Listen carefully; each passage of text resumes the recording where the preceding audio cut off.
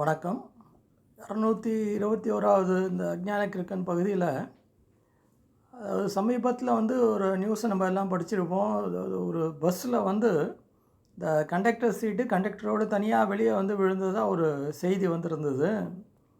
அது நாட்டில் ஒரு பெரிய அதிர்ச்சி. ஏன்னா அது ஒரு சகஜமான விஷயமா போயிடுச்சு.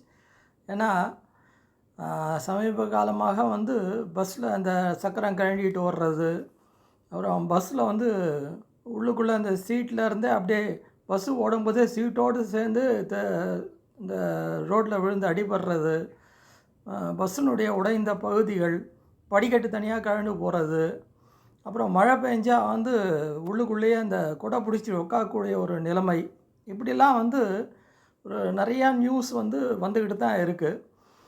அப்போது இந்த மாதிரி ஒரு நியூஸ் வரும்போது இந்த சம்மந்தப்பட்டவர்கள் என்ன சொன்னாங்கன்னா, இந்த முன்னாடி இருக்கக்கூடிய அரசாங்கம் எந்த ஒரு இதுவும் சரியாக பராமரிக்கலை, ஒரு புது பஸ் வாங்கலை அப்படின்ற மாதிரி ஒரு நியூஸை தான் சொன்னாங்களே தவிர, சரி அப்படி இருந்தாலும் கூட இந்த ஆட்சி அமைஞ்சு 3 வருஷம் ஆயிடுச்சு.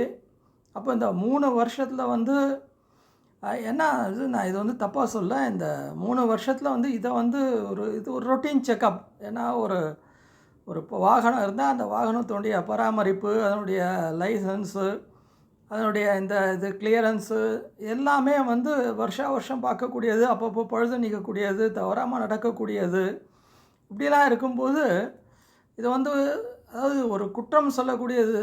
இங்கே இவங்க அவங்கள சொல்ல, அவங்க வரும்போது இவங்கள சொல்ல, மாறி மாறி இந்த குற்றம் சொல்லிக்கிட்டே இருந்தால் இதுக்கு விடிவு தான் எப்பொழுது அப்படின்ற ஒரு கேள்வி தான் வருது. ஆக மொத்தம் பாதிக்கப்படக்கூடியவர்கள் இந்த பயணிகள், மக்கள்.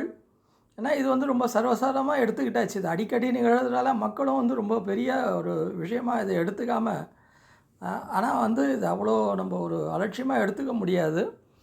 இப்போது ஒரு நல்ல விதமாக தற்சமயம் இதெல்லாம் ஆராயும்படி இந்த அரசாங்கமே படிப்படியாக, அதாவது படிப்படின்னு இல்லை, ஒரு பார்ட்டும் நல்லா தரோவாக செக் பண்ணி ஒரு பலமான ஒரு அமைப்பை ஏற்படுத்துங்க அப்படின்ற ஒரு அரசாங்க ஆணை ஒரு சந்தோஷத்தக்க வகையில் இருக்கக்கூடியது.